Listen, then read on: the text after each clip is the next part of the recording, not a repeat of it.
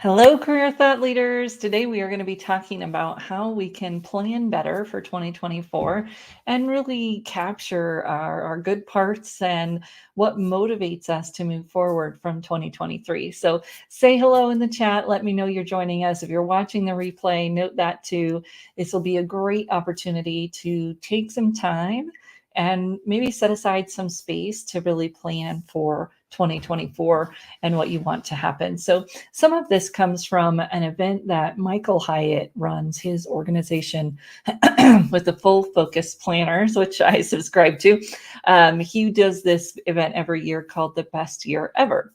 And we decided to go through it a little slower pace with our membership group, the Career Industry Authority, and really dive in to see what was some of the juiciness that we could squeeze out of this. And it was a lot of fun. And we've just been using it as a planning tool. So, hi, Kelly. Good to see you. Thanks for joining us live. So, we're going to talk about some of the questions you want to ask yourself as you're going through the planning process. And I'd love to hear from you what questions you ask yourself or your clients as you're going through kind of the recap of the previous year and setting of your goals and intentions for the next year. And what's your favorite way to do this? Because we all have a different way that we like to do this. So let me see here. There we go. Right screen. Yay. All right. So let's think about the first step is to look back at the previous year and really think about what went well. This sets our mood. It sets our compass, if you will, to look for what are the things that we really enjoyed doing. What did we feel successful in doing? It's a strengths-based approach to think about what did we do well? What did we accomplish? What did we enjoy? And then we can look for what elements of ourself and our work made that happen. Those are some of the ways we can look at our strengths, identify our strengths as they kind of show up in the world. So found in the world, in the wild, here's your strengths actually showing up. Makes it less kind of heady when we think about a strengths finder or we get some results of a strengths. Let's look for it actually in place in our world. And it's a great thing to do every year. Look at what we've accomplished, what we enjoyed, and think about what made us do that. What were the parts of ourselves that made that successful, that made that interesting, made that exciting, whatever it might be. And then of course we can also think about the environment and the people, what else was involved in making that happen. I don't know about you all, but it's like a million things running around in my head. So words are coming a little rough today, but we'll get through it. Hi, Kelly. Hi, Dahlia. Love seeing you both. So that's the first thing. Look at the last year. What went well? What did you enjoy? What was involved in that? What did it take to make those things happen? Both kind of your internal resources as well as external resources. Then one of the questions that I hadn't heard before that was in the Michael Hyatt material that we absolutely ended up loving was, what do you regret from 2023? Now, when we talk about goals and things, we're not just talking about professional. He's actually got like 10 different areas of goals. We kind of boiled it down a little bit more to just thinking about, your spiritual, your physical, your mental health, your professional, maybe your relationships. So you thinking about these different areas of your life. And that's important for me when we start thinking about regrets, because obviously you might first think about things that you didn't get done at work or that you didn't accomplish in your business. But there's other things that we might regret as well. Not spending enough time with our family, maybe not going on that vacation we wanted to go on, or whatever it might be. Now, we don't want to get bogged down here, but the idea is that what you regret signals to you a value that went unmet in the previous year. So it's not really about that thing, although we might want to circle back to that, but it's a value that wasn't met. So it could be a value at work, something that was really important to you, but for whatever reason didn't happen. And then obviously, if you're thinking about the personal things, there might have been something personal life-wise, relationship-wise, family, whatever it might be, that might also be something that you regretted. And that says to you, hey, that pang of regret is an indicator that I did value that. So, what do I want to do about that next year as we move forward to thinking about setting our goals and intentions for the next year? So we put all of that together. He calls it an after action review, which I guess is a military term. But it's really thinking about the good and the not so great, or the gaps, the good and the gaps. I like that. The good and the gaps from last year before I go into setting goals for next year. Now, if you're in a business, it might be good to look at some of the numbers. How many clients did you serve? What was your income? How many hours did you work? Whatever it is that you tracked last year, that's a good measure. And then you can say, okay, what will I want that to look like next year in those measurable terms? But you can't really set some of those goals very well until you have the review of what happened last year. It's a great way to spend some of this time in the next few weeks to get all your finances together, look at all of that, see the clients you served, get all those numbers put together so that you can set those goals for next year. Okay. Then we sit down, of course, to set our goals. And I love this part because we've all heard the smarter phrase, that your goal is specific, measurable, actionable. Then most of the time I've seen that are as realistic, but he talks about it in terms of risky. And here's why. So there's some neuroscience behind setting goals that stretch us, setting goals that are a little bit out there, because it motivates you. If that goal seems too easy, realistic, then you actually don't feel like you need to work towards it. And just a great way to think about this piece of what is it that's going to stretch you a little bit. So if you served, you know, 30 clients last year, what's the stretch goal for that for next year? And how are you going to be motivated to get that done? This is the other piece that they talk about, and we've probably heard this before, but just to reiterate it, that when you set those goals, it's also why. Why is that goal important? And in fact, their planner has you write that down of this is the goal, and then this is why it's important, because that's what we want to revisit when it gets to, whatever, January, February, and we start to lose our momentum, is you go back and you look at that why of why that goal is important. So I'd love to hear from you in the chat. If you do SMART goals, what does that look like for you? Do you like the risky instead of realistic? How does that land for you? Even if you're watching the chat, the replay, go ahead and drop that into the chat. What does SMART mean to you? And do you like a risky or not? What do you think about that? Then the other piece that they talk about in terms of their goals is breaking it down into actions, of course, but then figuring out ways to make those actions more routine. And this gets into that idea that you're more likely to do something if it's paired with something that you already do on a frequent basis. So I was just playing around with this the other day with my kids. My younger son has asthma, and sometimes we'll get out of the habit of doing his asthma medicine every day, which is not great, right? And especially his brother's been sick, and so we've been on it, making sure we get that done. Well, every morning, every night, they eat their cereal in the same place. He eats yogurt. My other son eats cereal. And so I've been putting his inhaler by the place where he eats breakfast. So then we know that we're going to get it in every morning, because there's that visual cue where you've already got the habit. So you're looking at the habits you already have that are well established.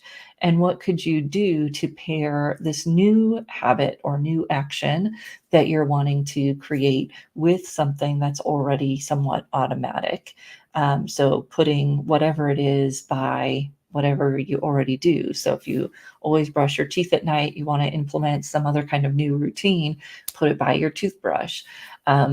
Michael Hyatt's daughter, I'm not remembering her name, but she talks about how she wanted to take some supplements, and so she put them by her coffee, because you're never forgetting that coffee, right? Or you want to do your journaling every day, put it by something that you already automatically use every day. So I love that idea of pairing a new thing that you want to do with something that's already somewhat automatic in your daily routine. So we've set these goals.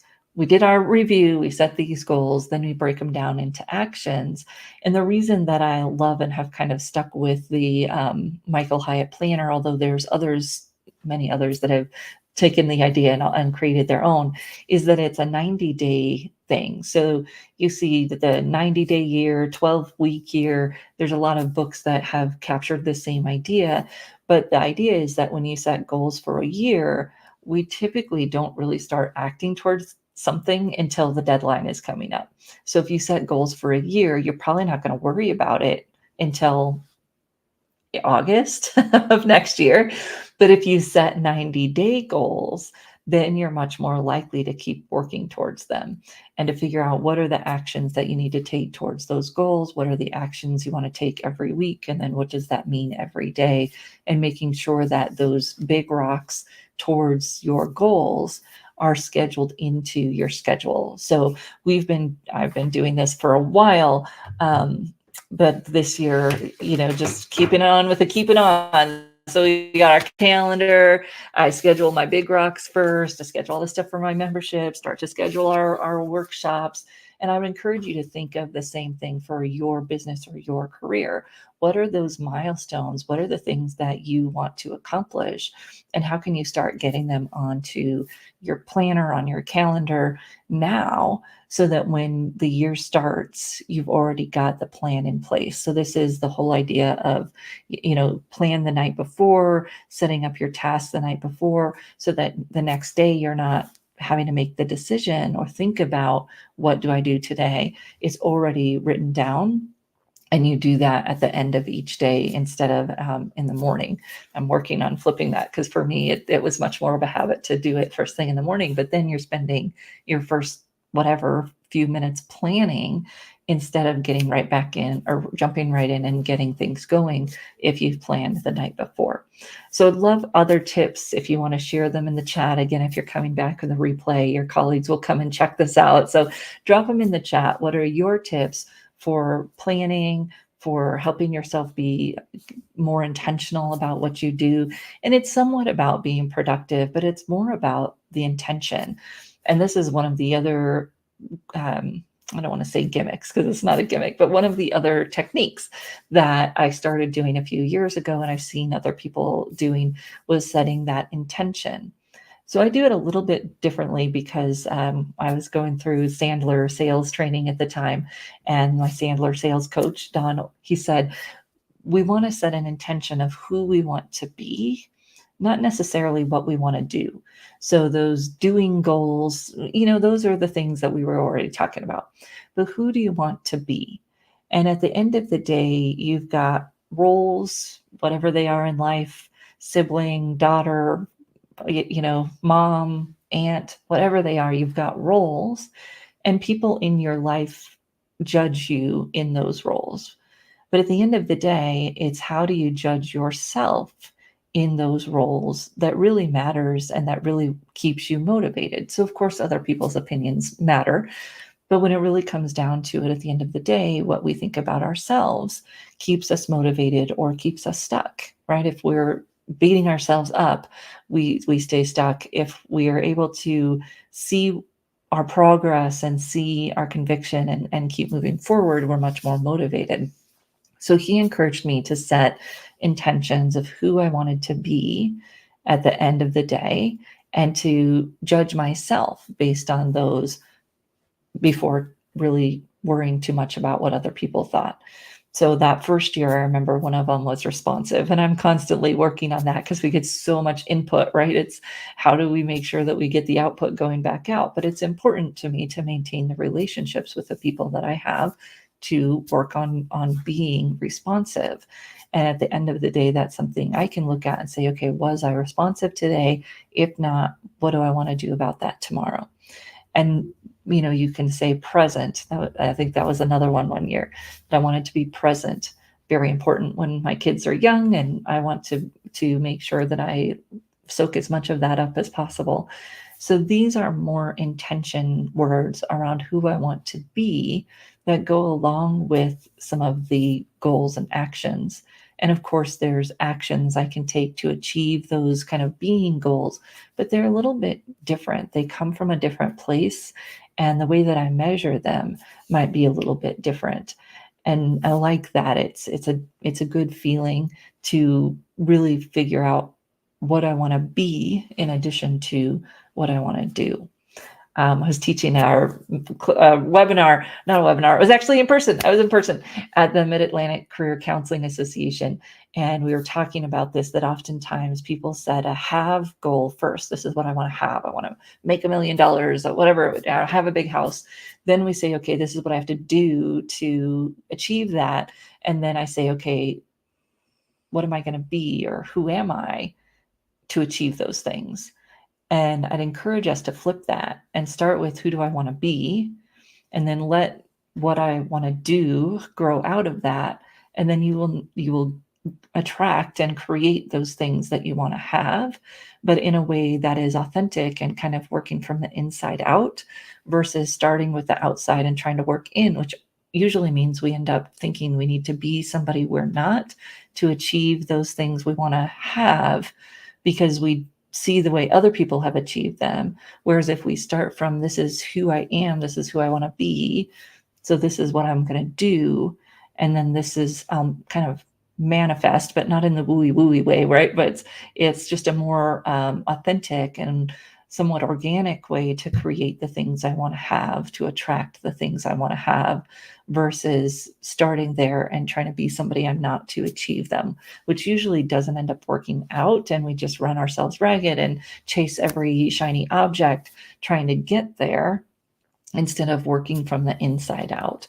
And the example that I gave was when I first started doing this type of work. It's hard to admit this, but I was doing this type of work. And my first presentation was a co-presentation with someone else who was very outgoing, very entertaining. And I don't know that I necessarily tried to be like her. I just struggled.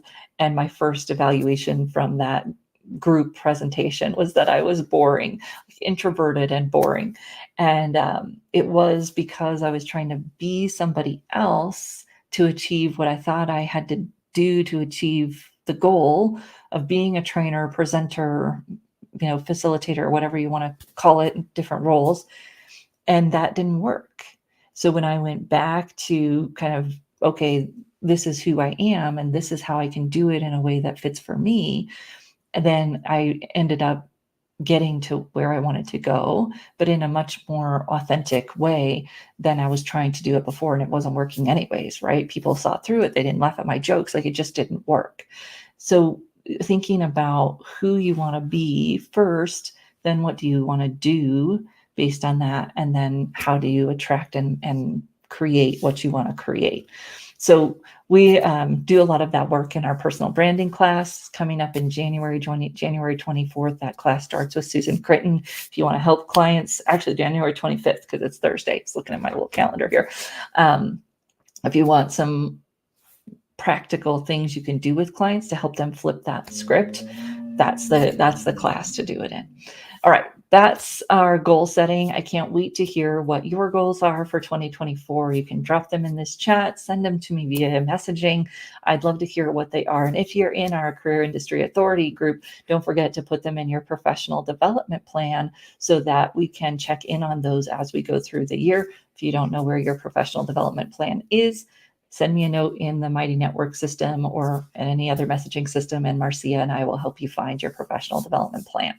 Now, we've also had a few questions come up about our symposium. So we've got our symposium coming up in April. Seems like a long ways away, but it's going to go fast. And in Lisbon.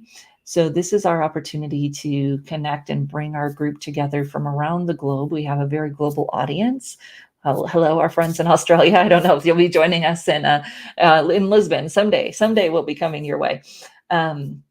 But that gives us an opportunity to get together, gives those of us in North America especially an opportunity to see what's going on in a different place of the world, to expand our reach, expand our relationships for all sides and all parties. This gives us an opportunity to connect. And it's really 3 days of learning, presentations, as well as group discussions, table discussions that we have facilitators leading. And if you already know you're coming, drop a note, let us know. We're excited. We are at about, say about 40% capacity right now. So if you are thinking about it, now is the time to register and secure your spot. And you also are going to get 4 months of access to our Career Industry Authority group. When you register by December 22nd, you're going to get 4 months of access to our all-in membership group so that you can meet the community, get all the updates that we share in before we get to Lisbon, and just have a better opportunity to meet everyone. So do that by December 22nd so that you can get in. We've had a few people asking questions that I thought were really important to answer. So the hotel there is 205 euros a night, which right now the euro and the dollar are not that far off. So it's a pretty good deal for Lisbon, downtown Lisbon. And when you pay your registration fee, what does that cover? So what we do is we cover your lunch every day and then breaks.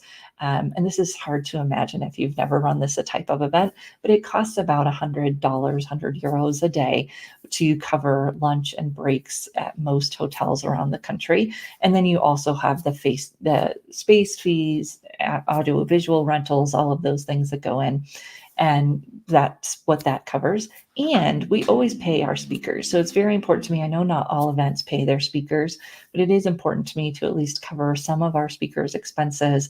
We did ask you a poll years ago, would you rather have the fees be bigger and get big speakers, or keep the fees more reasonable and get people from our industry as well as other people that might be nearby, or whoever we can rope into doing it for the amount that we pay, which I'd have to say we get pretty lucky, and people are pretty flexible with us, which is great. So you met Jake Richings the other day. He did an interview with us. You'll also be meeting Antoinette Oglethorpe, Ruth Winden, Gary Arnello, Jana Riley, who some of you know, Susan Critton, of course, and Lily.